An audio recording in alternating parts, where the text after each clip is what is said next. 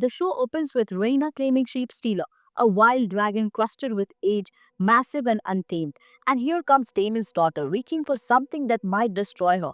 We'll get to that scene, but I want to start somewhere else. Because the Battle of the Gullet is the episode's true center of gravity. Everything else, Rhaena, Damon, Aemond, Alicent, orbits around what happens in those 20 minutes of dragonfire and black water. Womax hit the water screaming, clawing at nothing. And Jace Velaryon, the one person on Team Black who actually had a plan, was floating in the gullet with crossbow bolts in his chest before anyone could reach him. The Battle of the Gullet wasn't just the bloodiest sea battle in Westerosi history. It was the moment the dance of the dragon stopped being about succession and started being about the survival. Now, before we go any further, I need to say something. The episode does not feel like a season premiere. It feels like the season 2 finale we were owed 2 years ago. And I mean that as the highest compliment. The show had debts to pay after the truncated second season, and episode 1 clears every single one of them. The pacing is relentless, the spectacle is on, and writing, I caught things on a second viewing that genuinely floored me. The thematic architecture here is some of the best the franchise has ever done. It's thick with meaning, dense with parallel, and every scene is doing double or triple work. I loved it genuinely. This is the House of the Dragon operating at full power. But here's what the show doesn't tell you. Fire and Blood tells the story very differently, and some of those differences, they change everything about who's to blame. Let's start with what actually happened on screen. 20 minutes of pure chaos, dragons, ships, harpoons, crossbows, fire reflecting off black water. The Triarchy fleet, 90 warships strong, break through the Velaryon blockade. These aren't soldiers, these are pirates. Do-it-yourself pirates, and they came prepared for dragons. The show deliberately boils this battle down to a human element.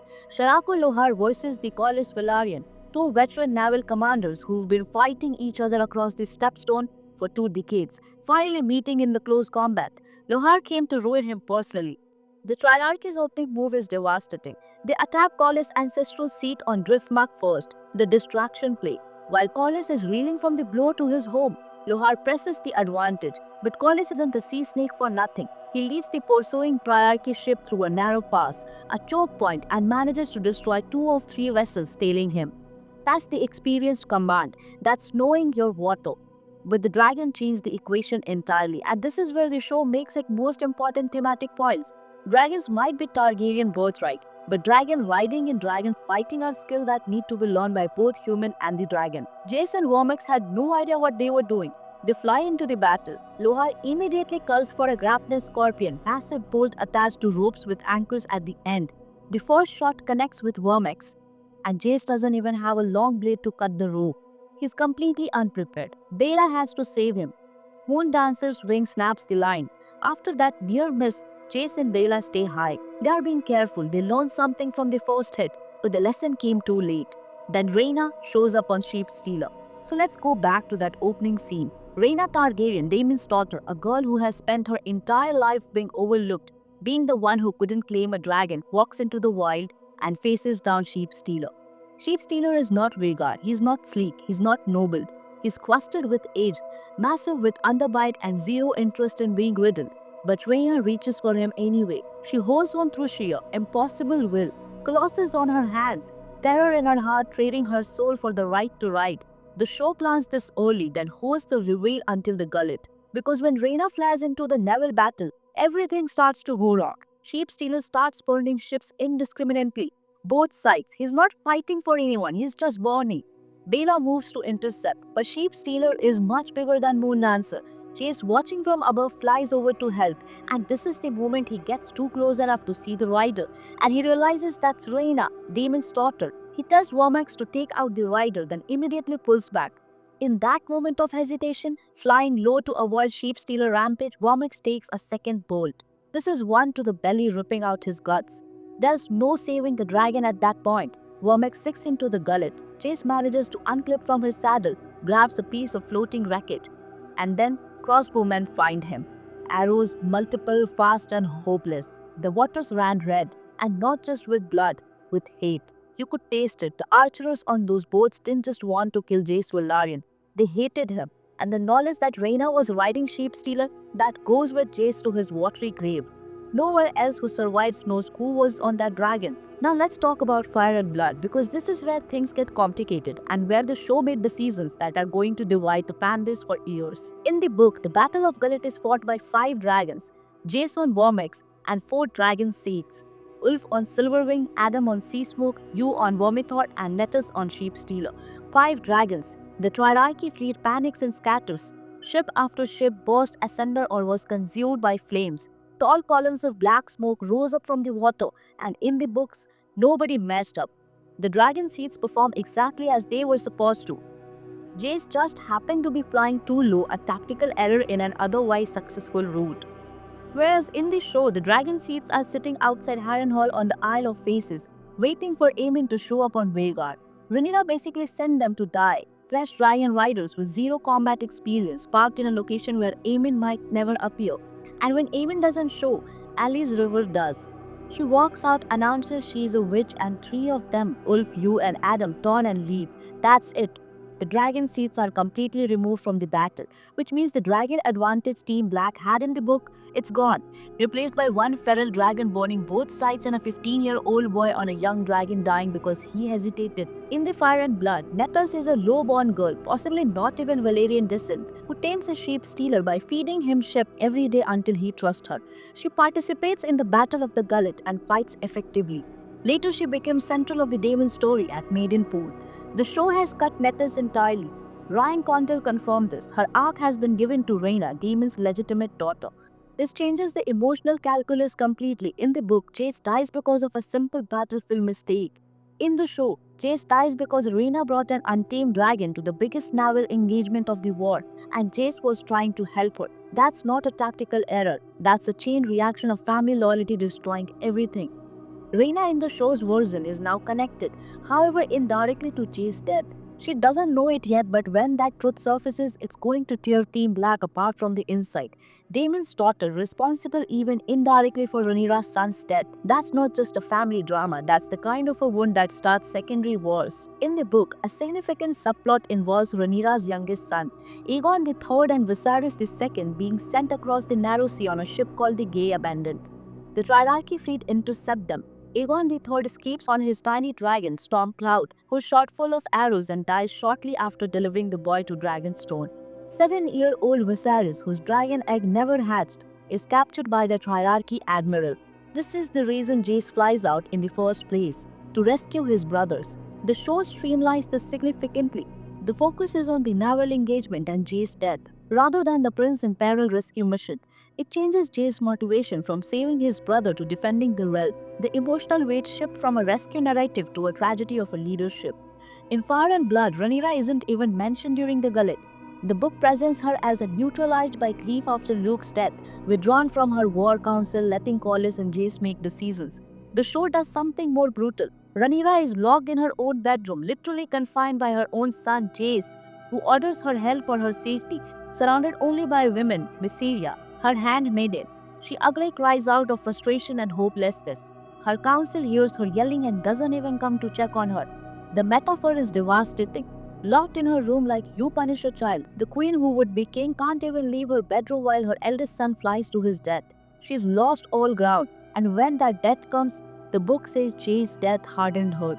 Broken by the loss of one son, Rhaenyra found new strength after the loss of a second.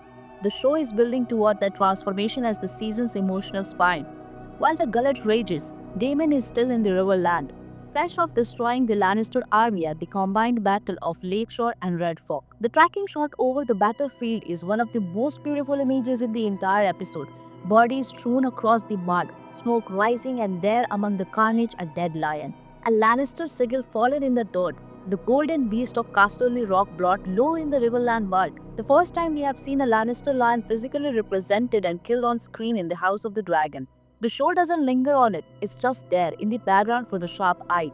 A silent declaration that the pride of the West has been gutted. Then the Winter Wolves arrive, led by Rodrik Dustin, Roddy the Ruin. These are the battle-hardened Northmen Jace recruited back at the season 2.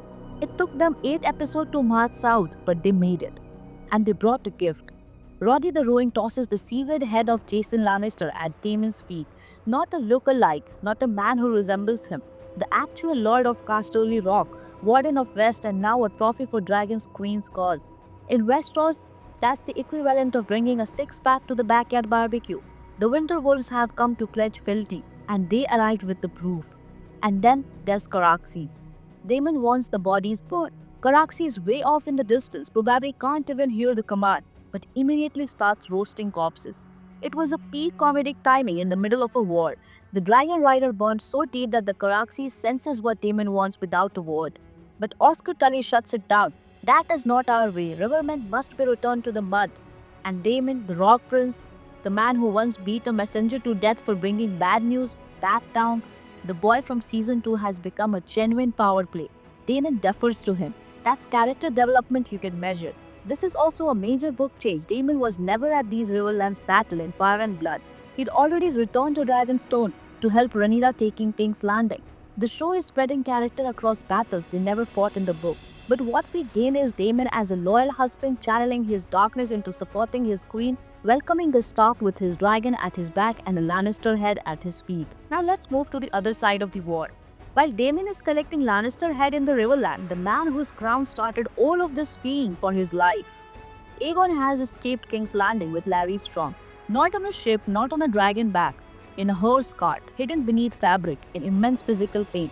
He's begging for milk of the poppy, his body shattered from Rook's Rest, his mind framed from withdrawal. The crowned king of the Seven Kingdom reduced to a wounded fugitive in the back of Vagon. And then he says it out loud, I am a king of nothing. That line lands hard because it's true. He has the crown, the actual crown, which he took when he fled. But he has no throne, no dragon, no army, just Larry Strong and a car driver heading north. The crown itself is the key detail. Aegon took it. That's why Aemon sits the Iron Throne with Blackfyre and the Valyrian dragon, but no crown. Aegon still holds the physical symbol of his kingship, even as he is reduced to nothing. The two symbols of Targaryen legitimacy, the sword and the crown, are now separated. One brother has the Conqueror's blade and the other has the Conqueror's crown, and they are both the broken men. Then the cart is stopped. Soldiers loyal to Rhaenyra find them. They demand everyone bow to the one true queen. Larys bends immediately, survival instinct, but Aegon doesn't. They start beating him, trying to force him to his knees, and Aegon, the broken king, the man who just said he is a king of nothing, refuses. He will not kneel, he will not bend. That's the tragedy of his character in one image. He has the pride of a king in the body of a cripple. He has the crown and nothing else, and he'll die before he surrenders it. So they decide to take his head, give it to Rhaenyra as a gift, and this is where Larry Strong does what he does best. Forgive me, my lord, but you will lose your own head for such a mishap. This is the challenger himself. You can name your price for delivering him and his most trusted confidant to the queen as a living hostage. The lord pauses. Who are they then? The one who was riding the horse cart. Larys doesn't blink. No word of consequences. That's the line.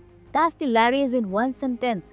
He saves Aegon's life by naming him, and then saves their escape by erasing an innocent man with 4 words. The cart driver, who was probably just doing his job, is now corpse because Larys needed him to be disposable. The Lord orders the driver's head removed. The soldiers turn their course toward Duskendel, the nearest port, to ship their prize to Dragonstone.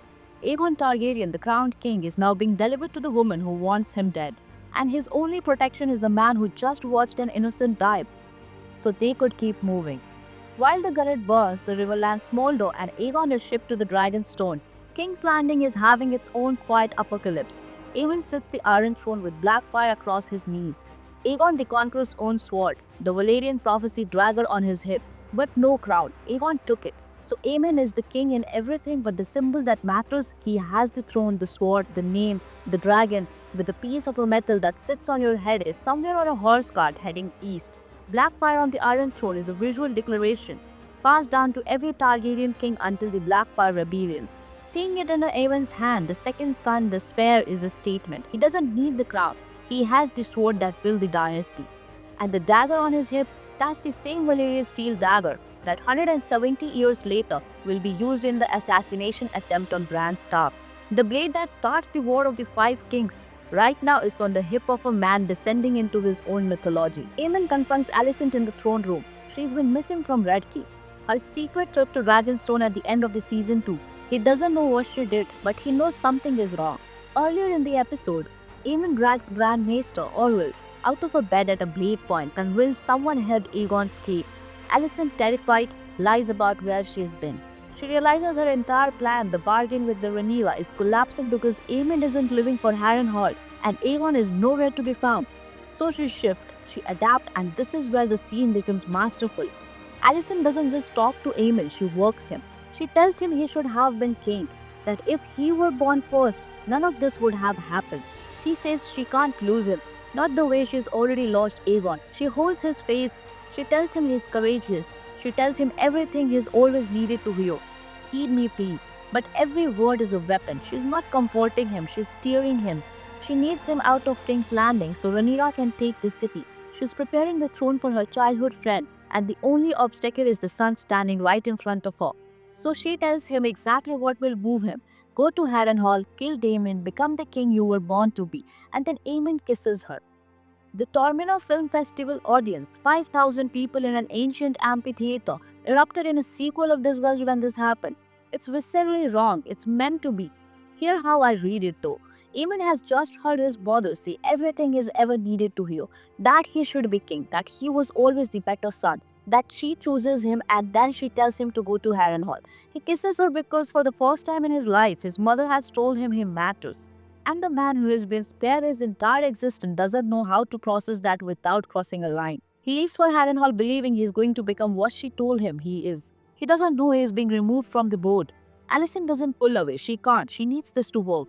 So she lets her son kiss her, swallows the disgust, and sends him to his destiny with her blessing. A blessing that was never really a blessing at all. She's not wielding a blade, she's killing her son with words and proximity. Here's where the writing elevates itself. The episode's central architecture is an examination of leaders and their heir. Specifically, women leaders navigating men who don't respect them. 3 women are placed in parallel. Sharako Lohar, an experienced commander who earned her men's trust by becoming in Criston Colwood the Beast. She pushed the Lannister twin into the water to lighten her ship's load without flinching.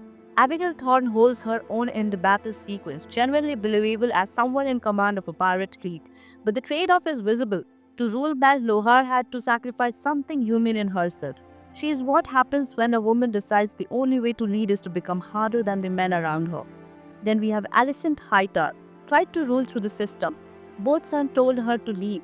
So she failed at the legitimate path. Now she is steering it all down to give her childhood friend the chance she never got. She's preparing King's Landing for Rhaenyra's arrival while manipulating her last remaining son out of the city, and then into a kiss she never wanted. She is navigating her treacherous past as careful as Corlys navigates the narrow pass. One wrong move and she breaks the rocks. Then Rhaenyra Targaryen, finally her turn to set up, but like Alicent, none of the men around her listen. Not her Kingsguard, not her own son. The difference, Alicent has learned to manipulate her son. Rhaenyra is still being manipulated by hers. Jace locked her in her room, the queen infantilized by her own heir. Surrounded only by women, Mysaria and a handmaiden, she breaks down behind a locked door, and when her council hears her yelling, they don't come. That's the tragedy of a female leadership in Westeros. You either become the beast, you burn the system down, or you get locked in your room while your son flies to his death. There is no fourth option. Now contrast of all this with Corlys and Alan of Hull. Corlys finally brings his bastard son to stand by his side. He takes ownership of how he wronged him. They share a drink. Alan gets to see his father in action and avenges him successfully. There's a pride there, the beginning of healing. Is it simply because Corlys is a father instead of a mother, or because he owned his mistake and tried to make them right? The show lets you decide, but the contrast is deliberate. Rhaenyra and Alicent are locked in a cycle of manipulations with their son. Corlys is building something new with his. Alan is also far more experienced than Jace, and that matters. Jace was the planner, the strategist, the one who brokered alliances with Starks and the Freys, but when it came to actual combat, he was still a 15-year-old boy on a young dragon. Alan has been fighting for his place his entire life. He knows how to survive. Jace's death is a tragedy of the prepared mind in an unprepared body. He had the right plans. He didn't have the right skills. Jace's death is not just a tragedy, it's an accelerant. Rhaenyra loses her heir, her strategist, her son, and with him, any remaining restraint. When she emerges from that locked room, she will be a different queen. The book is explicit, broken by one son, hardened by the loss of a second. But the thread that's going to pull Team Black apart is Rhaena. She's the only rider who knows what really happened in the gullet, and she knows her presence is what pulled Chase low enough to die. When that truth surfaces, the blame will tear through Dragonstone, Daemon's daughter, indirectly responsible for Rhaenyra's son. That's not a wound that heals, that's a fractured line. On the green side, everything is equally unstable. Aemon has left for Harrenhal believing his mother finally sees him as the king he was always meant to be. He doesn't know she sent him there to clear the path of Rhaenyra. Alicent is bonding through her family one son at a time. Aegon is a hostage being shipped to a Dragonstone. Aemon is marching toward his destiny blind, and she is preparing the city for the enemy. If either son discovers the truth before Rhaenyra's act, she is dead. And Aegon, the crowned king, the challenger himself, is being delivered to Dragonstone as a gift. The man who fled his own city on a horse cart, begging for a milk of the poppy, is now most valuable hostage in the Seventh Kingdom. The only thing standing between him and Rhaenyra's justice is Larry's strong ability to talk his way out of anything, and his running out of innocent people to sacrifice. The Battle of Gullet was supposed to be about black versus green. The show made it about something smaller, and because of that, something much more painful. It made it about family members trying to save each other and destroying everything in the process. These waters ran red, not just with the blood, but with the hate. And the season has only just begun. If you made it this far, drop a like to help the channel, subscribe for more House of the Dragon deep dives, and I'll see you in the next breakdown.